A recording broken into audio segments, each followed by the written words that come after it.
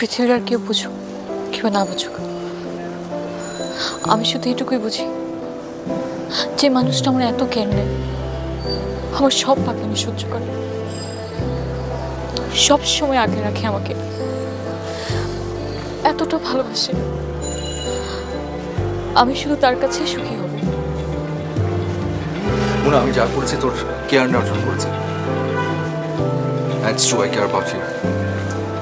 এর বাইরে কোনো কিছু আমার কোনোদিন মাথায় আসে না।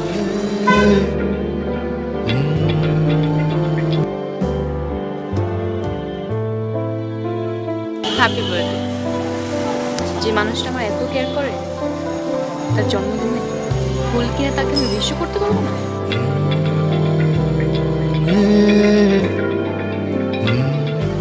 তাকিয়ে আছো কেন? ফুলগুলো হাতে নাও, সুন্দর একটা স্মাইল দিয়ে থ্যাংক ইউ বলো। Thank you. যাও।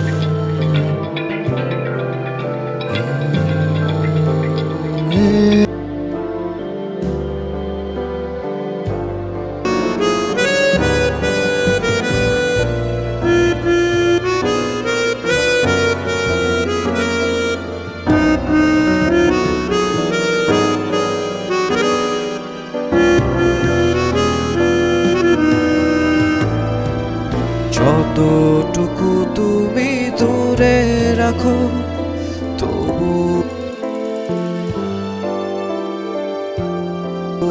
আমি যে ফিরে আসি, চলে গেলেও শুধু মনে রেখো তোমাকে ভালোবাসি।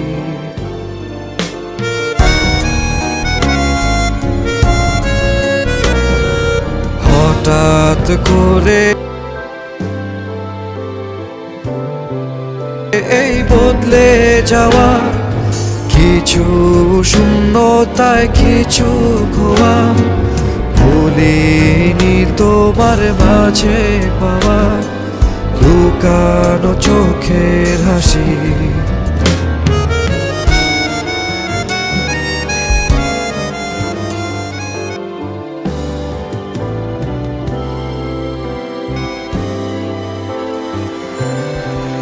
আজকে আমি একা কলেজে গেছি।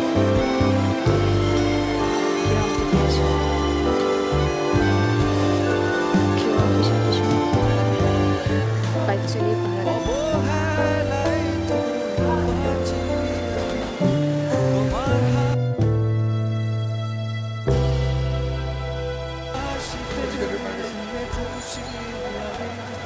সব সম্পর্কের একটা লিমিটেশন থাকে।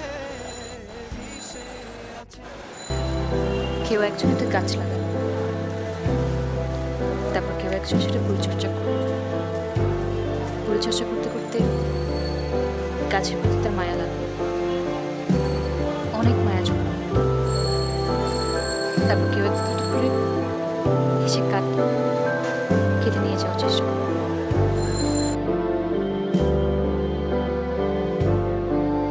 তখন কি যে পরিচর্যা করেছে সে বাধা দেবে না?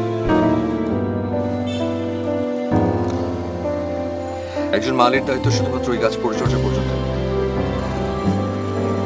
শুধু ও পরিচর্যাই করতে পারে, কোনোদিন মালিকানা দাবি করতে পারে না। আমার না ভালো লাগছে না। তুমি নিশ্চয়ই শুনছো।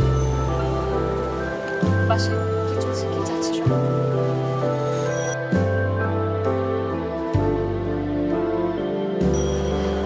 আমার পছন্দ অপছন্দ কি কোনো মূল্য নেই? তোর ফ্যামিলি তোর জন্য বেস্ট কিছুই করবে। আমি তো জানি তোর ফ্যামিলির সবাই কতটা পারফেক্ট। আমি না আসলে বুঝতে পারছি না তোমার মধ্যে কি চলছে, তাই কাউকে কিছু বলতে পারছি না। শোন, আমার জরুরি কিছু কাজ আছে রে, আমি যাবো।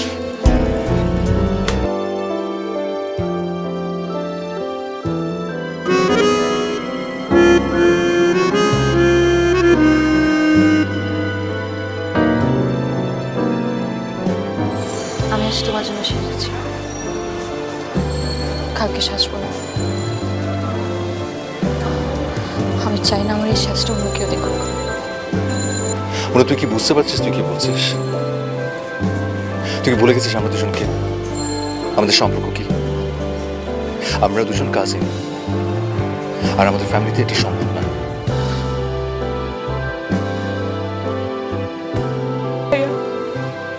আমি কখনো তোমার কাছে কিচ্ছু চাইনি, শুধু একটা জিনিসই চাই, যে মানুষটা আমাকে এত ভালোবাসে তার ভালোবাসা থেকে আমাকে বঞ্চিত করো না, প্লিজ ভাই, প্লিজ। তুই কোনো চিন্তা করিস না, যা হবে সব ভালো হবে।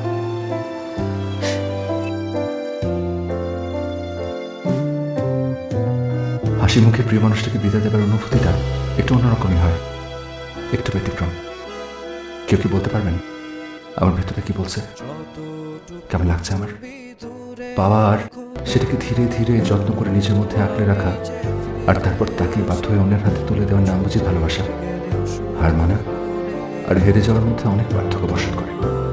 আমি হার মেনেছি নাকি হেরে গেছি ঠিক বলতে পারবো না, তবে কেন জানি ভেতর বলছে আমি হারিনি।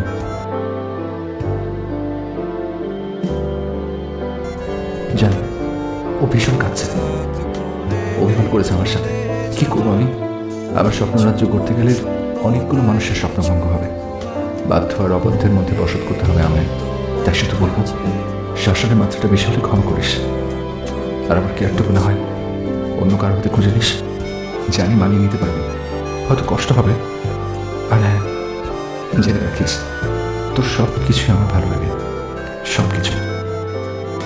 হ্যালো ফ্রেন্ডস, স্বাগতম মুভি টক উইথ মি চ্যানেলে, যেখানে আপনি পাবেন সিনেমা, নাটক আর বিনোদনের সবকিছু। আমরা আছি আপনার সাথে মুভির জগতে হারিয়ে যাওয়ার জন্য। যদি আপনিও আমাদের মতো মুভি পাগল হন তাহলে দ্রুত সাবস্ক্রাইব করুন এবং আমাদের মুভি লাভার কমিউনিটিতে যোগ দিন। এখন চলুন আজকে রিভিউ শুরু করি এবং একসাথে নাটকের জাদুতে হারিয়ে যাই। এই নাটকটি এমন একটি গল্প যা হৃদয়ের গভীরে গিয়ে আঘাত করবে।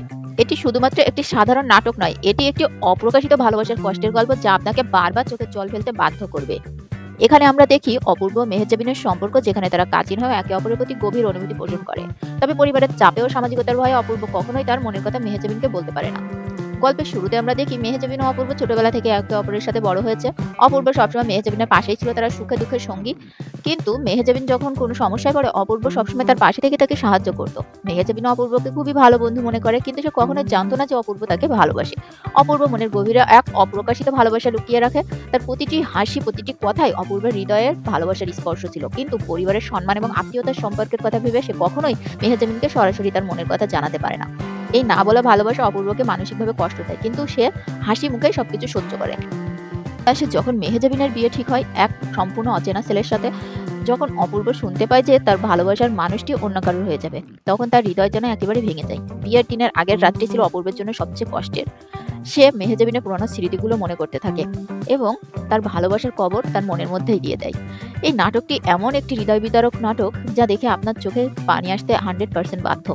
এই নাটকটি আমাদের শেখায় যে সব ভালোবাসা প্রকাশের জন্য নয়, কিছু ভালোবাসা আজীবন মনের ভেতরে লুকিয়ে রাখতে হয়। মনের কথা শুধু একতরফা ভালোবাসার কষ্টের গল্প নয়, বরং এটি এমন একটি প্রেমের গল্প যা আমাদের শেখায় সত্যিকারের ভালোবাসা মানে শুধু পাওয়া নয়, বরং প্রিয়জনের সুখেই নিজের সুখ খুঁজে নেওয়া।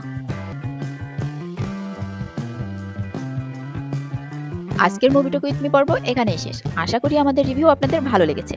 যদি আজকের ভিডিওটি আপনাদের হাসায়, কাঁদায় বা নতুন কিছু ভাবতে শেখায় তাহলে লাইক দিন, কমেন্টে আপনার মূল্যবান মতামত জানান আর শেয়ার করতে অবশ্যই ভুলবেন না।